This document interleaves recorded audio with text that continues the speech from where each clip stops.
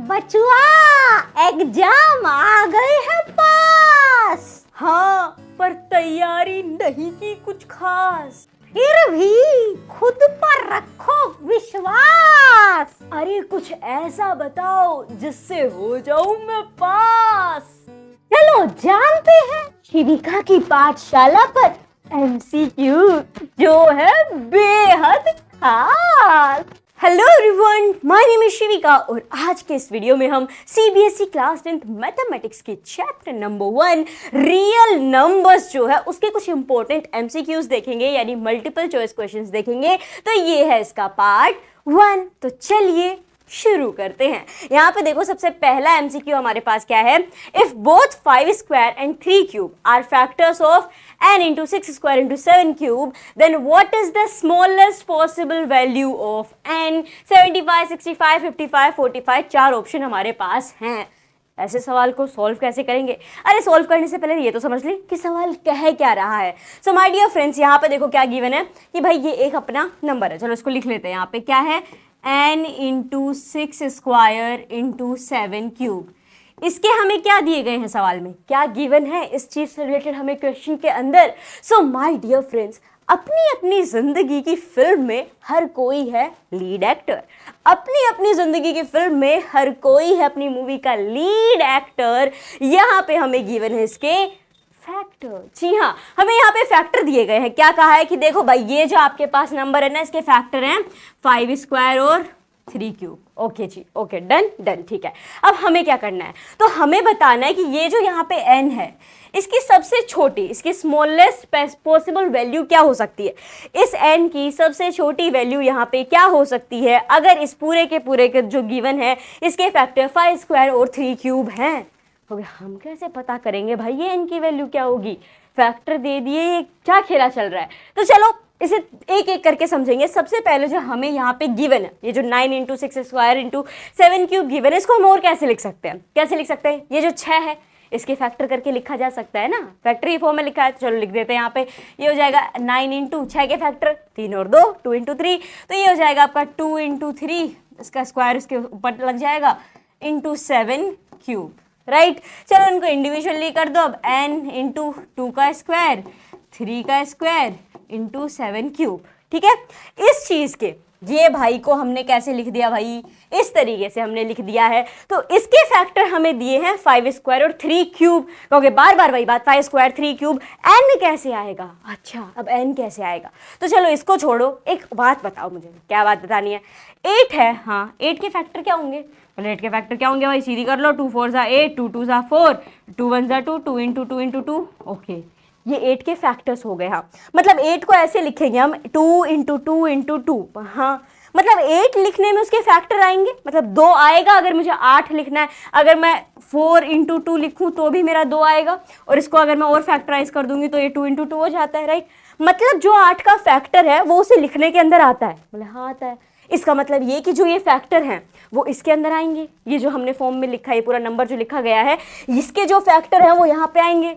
बोले हाँ, इसके हिसाब से तो आने चाहिए, एग्जैक्टली आने चाहिए। तो अब जरा देखो क्या आ रहे हैं। कहोगे 3 तो आ रहा है, क्या 5 नजर आ रहा है? कहोगे नहीं। मतलब ये कि भाई n की वैल्यू जो है वो क्या हो सकती है, वो 5 स्क्वायर हो सकती है, minimum value. Okay, smallest value यहाँ पे हम ले रहे हैं। मतलब n जो है वो 5 स्क्वायर हो सकता है, क्योंकि फैक्टर जो भी होगा वो इसके अंदर इंक्लूडेड रहेगा, वो इसमें होना ही चाहिए अगर वो फैक्टर है तो। बोले ओके डन, तो 5 स्क्वायर हो जाएगी n की वैल्यू। तो 5 का स्क्वायर तो 25 होता है। ऑप्शन देखें।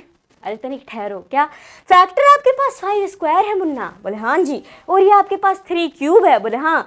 n 5 स्क्वायर भी हो सकता है, और साथ ही साथ n में एक और चीज आएगी। बोले क्या? यहाँ 3 क्यूब है, पर अगर इस नंबर में देखोगे तो आपके पास तो खाली 3 स्क्वायर है, एक क्यूब गायब है। तो क्या करना पड़ेगा, उस एक क्यूब को भी लाना। एक 3 जो है वो गायब है, तो उस एक 3 को भी लाना पड़ेगा, क्योंकि हमारे पास 3 क्यूब है। वो 3 क्या होगा? तो इससे हमें ये पता चलता है कि भाई n जो है वो एक 3 भी हो सकता है। मतलब n की वैल्यू मिनिमम एक 3 भी होगी, पर वो 5 स्क्वायर भी है। हाँ तो ठीक है ना, एक 5 स्क्वायर भी हो सकती है n की वैल्यू, और 3 भी हो सकती है। अब बस इसको सॉल्व कर लो और आंसर आ जाएगा। That's it. 5 का स्क्वायर बताइए माय डियर फ्रेंड्स, 25 होगा। 3 एज इट इज आ जाएगा। 25 3 जा कितना होता है? 25 75। बचपन से हम गाते आ रहे हैं, up above the world so high like a diamond in the sky, and the answer is 75. Option number A हो जाएगा यहाँ पे अपना करेक्ट ऑप्शन कि भाई 75 यहाँ पे स्मॉलेस्ट पॉसिबल वैल्यू हो सकती है एन की। तो इस तरीके से अगर ऐसा कोई सवाल आ जाता है एग्जाम में तो आप उसे सोल्व करोगे। थोड़ा दिमाग दौड़ाना है, पहले जो चीज़ें सीखी हैं उन पे भी काम करना है कि भाई फैक्टर जो है वो इसमें इंक्लूडेड होगा, जो जिस भी नंबर का फैक्टर होगा वो नंबर उसी फैक्टर से बन रहा है, ठीक है, तो वो उसके अंदर आएगा। तो ये हमेशा याद रखिएगा। चलिए बढ़ते हैं अगले सवाल की तरफ। क्या है अगला सवाल? तो अगला सवाल बहुत छोटा सा है। क्या? HCF इज ऑलवेज, HCF हमेशा क्या रहता है भाई? Factor of LCM, multiple of LCM, division of LCM, या फिर भाई दोनों बी एंड सी, मतलब मल्टीपल भी है और डिविजिबल भी है एलसीएम से। क्या है HCF? ये HCF सोच सोच के मेरा सर है चकराया, साथ ही एग्जाम भी है पास आया, बोर्ड की पूजा करूं मैं तो हरदम, पूरे साल तेरे ये हैं करम, कभी खुशी कभी गम। And the answer is factor of LCM. कहोगे हैं एलसीएम फैक्टर और HCF जो होता है वो एलसीएम का फैक्टर होता है। कैसे? अपनी मर्जी से ही कैसे बोल दिया, चलो इसे इस हिसाब से समझ लो, बट इसको याद रखना HCF हमेशा एलसीएम का फैक्टर होता है। क्यों होता है ये भी जान लेते हैं।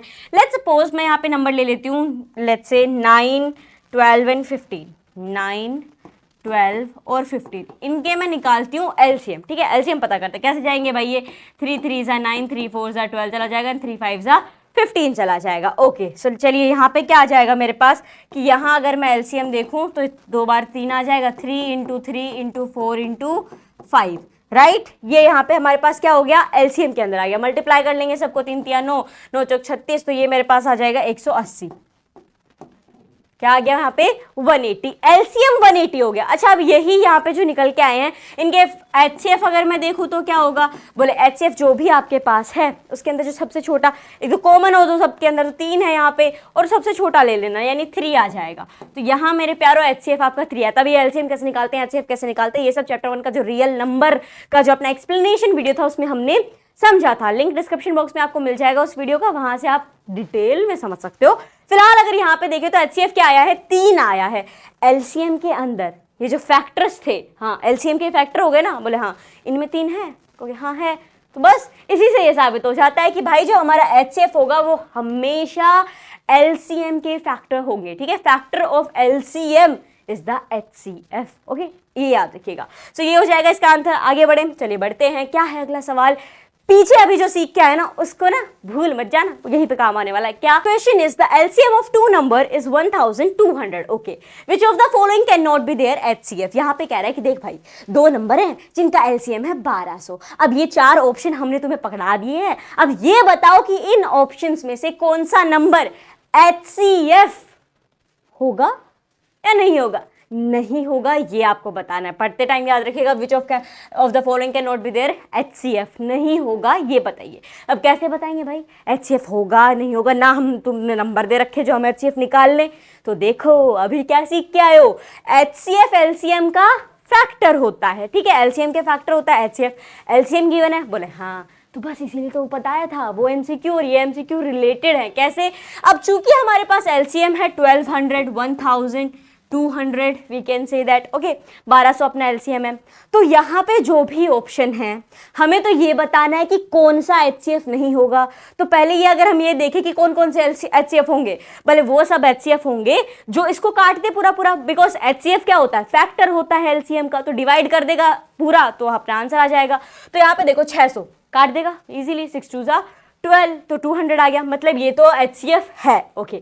4 ये भी काट दे, 400 है, 2 0 से 2 0 उड़ा दो, 4 3 ज़ा 12 आ गया, 2 2 6 ज़ा 12 आ जाएगा, 2 0 से उड़ जाएंगे। मतलब ये सारे नंबर्स तो ऐसे हैं जो इसे विदाउट डेसिमल में ले जाए सीधा सीधा डिवाइड कर देते हैं पूरे, मतलब 1200 के ये क्या हो गए, फैक्टर्स हो गए।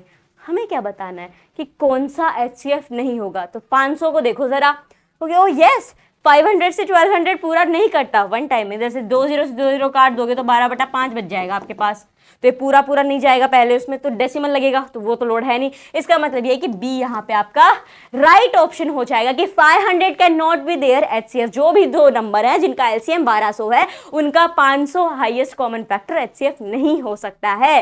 चलिए अब बढ़ते हैं अपने अगले सवाल की तरफ। क्या है अगला सवाल मेरे प्यारों? So if the LCM of 12 and 42 is 10m + 4 then the value of m is 8 51 1/5। क्या कहना चाह रहा है? सो माय डियर फ्रेंड्स, यहाँ पे आपको गिवन है, क्या गिवन है? सो हमें यहाँ पे गिवन है कि भाई एलसीएम जो है ना, किसका एलसीएम, किन दो नंबर्स का एलसीएम। तो आजकल माय डियर फ्रेंड्स किसी को अपना दुखड़ा सुनाओ तो सामने सॉल्यूशन की बजाय सामने वाला कहता है भाई मी टू। यहाँ पे हमें एलसीएम गिवन है 12 एंड 42, यानी 12 और 42 का एलसीएम हमें कहा गया है। क्या है? LCM of 12 and 42 is equals to 10m + 4। ये हमें गिवन है। बोले तो हम क्या करें, गिवन है तो मुन्ना आप ये पता करो कि इस m की वैल्यू क्या होगी। यहाँ पे 8 होगी, 50 होगी, 1 होगी या 1/5 होगी। कैसे पता करेंगे, क्या प्रोसीजर रहेगा? तो सबसे पहले तो आप एलसीएम पता करो, ठीक है। इस एलसीएम 12 और 42 का एलसीएम निकालेंगे, फिर उसे इक्वल टू में इसके रख देंगे। तो चलिए शुरू करते हैं। क्या हो जाएगा यहाँ पे 12 का और 42 का एलसीएम। 12 को कैसे लिख सकते हैं? ये अपना लिखा जा सकता है, 2 का स्क्वायर कर दो 4 आ जाएगा, 4 तिया 12 आ जाता है अपने पास। उसके बाद अगर देखें 42 का, तो 42 कैसे जाएगा? ये भी चला जाएगा, 2 × 3 कर दो, 3 2 6 एंड 6 7 42। सो 2 × 3 × 7 ये इसके फैक्टर हो गए एंड 2 स्क्वायर × 3 12 के फैक्टर हो गए। अब हमें तो एलसीएम निकालना है। हाँ जी, तो एलसीएम कैसे निकलेगा? एलसीएम निकलेगा सबसे पहले इनमें से सारे नंबर उठा लो, लेकिन कैसे? उनकी हाईएस्ट पावर के साथ। जैसे यहाँ पे 2 है तो यहाँ पे तो 2 सिंगल है, यहाँ 2 स्क्वायर है। कौन सा 2 लोगे? 2 स्क्वायर वाला 2 लोगे, तो ये आ जाएगा 2 स्क्वायर × 3 × 7 कर दो इसे। 2 2 4 हो जाएगा, 4 3 12 हो जाएगा, 12 7 कितना होता है प्यारों?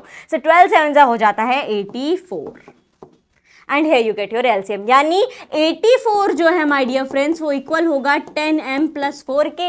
होगा कि नहीं? जी बिल्कुल होगा। अब क्या करेंगे? इक्वेशन बन चुकी है, इधर का उधर करेंगे और m की वैल्यू निकाल लेंगे। तो यहाँ पे प्लस का 4 है, उधर आएगा तो कैसा हो जाएगा? सो माय डियर फ्रेंड्स, शिविका की पाठशाला ऐप पर फ्री टेस्ट को अटेम्प्ट कर अपनी एग्जाम की तैयारी को दो धार। शिविका की पाठशाला ऐप पर फ्री टेस्ट अटेम्प्ट कर अपनी एग्जाम की तैयारी को दो धार। यहाँ पे ये हो जाएगा -4, क्योंकि इधर आएगा तो ये माइनस का हो जाएगा। 84 में से माइनस कर दिया 4, मेरे पास बचेगा 80 = 10m, राइट। अब मुझे खाली m चाहिए, 10 इसके साथ पता नहीं क्यों बैठा है तो कोई ना, इसको उधर बुला लो। मल्टीप्लिकेशन में है, इधर आएगा तो डिवाइड हो जाएगा। 80/10 कर दोगे, कितना बचेगा? 8 बचेगा। तो ये आ जाएगा आपका 8 = m and here you get your answer. क्या आ चुका है आंसर? तो बैड के आने से कम हो गई है बाणे वाली खाट। बैड के आने से कम हो गई है बाणे वाली खाट। आंसर होगा 8, ऑप्शन नंबर ए। 8 यहाँ पे क्या होगी?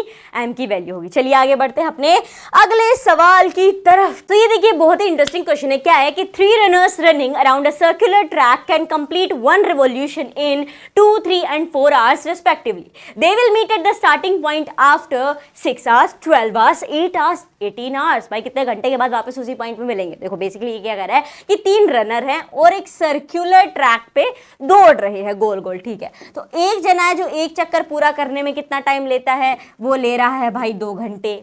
फिर एक है जो उससे कम स्पीड में चलता है, वो भी पूरा एक चक्कर काटने में कितना टाइम ले रहा है? ये ले रहा है 3 घंटे। फिर एक इन सबसे धीरे दौड़ता है, वो क्या कर रहा है? वो भी चक्कर तो पूरा ही मार रहा है पर वो लेता है 4 घंटे। ओके, तो हमें बताना कि ये चक्कर तो पूरा नहीं माना, पूरा एक पूरा राउंड कंप्लीट करने के लिए इन्होंने 2 घंटे लिए, 3 घंटे लिए, 4 घंटे लिए।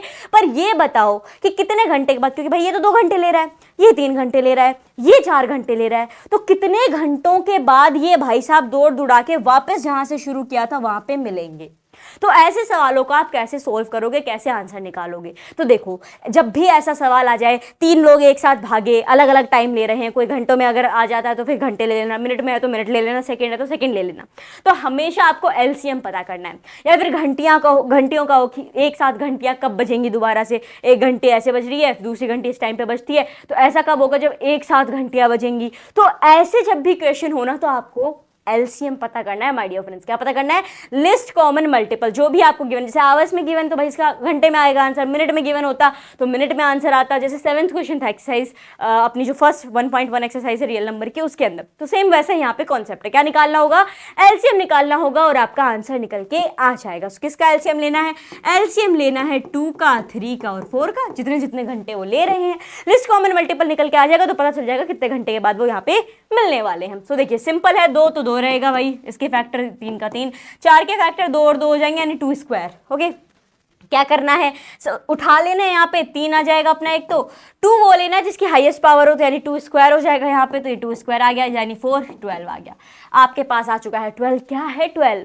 अरे भाई 12 आंसर है, ऑप्शन नंबर बी। 12 घंटे के बाद ये वापस यहाँ पे मिलेंगे। अगर ये इतना इतना टाइम के अंदर एक चक्कर कंप्लीट करते हैं तो 12 आवर्स के बाद वो वही वापस से स्टार्टिंग पॉइंट पे तीनों के तीनों मिलने वाले हैं। तो ये हो जाएगा इसका आंसर। और माय डियर फ्रेंड्स आज की वीडियो में बस इतना ही। अभी और भी एमसीक्यूज हैं लेकिन वो आगे के जो पार्ट्स आएंगे चैप्टर 1 रियल नंबर के, उन पार्ट्स में देखेंगे। वो पार्ट्स कहाँ से देखने को मिलेंगे भाई? तो डिस्क्रिप्शन में लिंक गिवन है प्लेलिस्ट का, वहां से आप सभी चैप्टर्स के सारे एमसीक्यूज की प्रैक्टिस अच्छे से कर सकते हैं। और सुनो बचुआ, अरे सब अच्छा होगा, एग्जाम की ज्यादा मत करो फिकर। और हाँ, शिविका ही पाठशाला को सब्सक्राइब कर दो क्योंकि तुम रटते नहीं समझते हो इधर।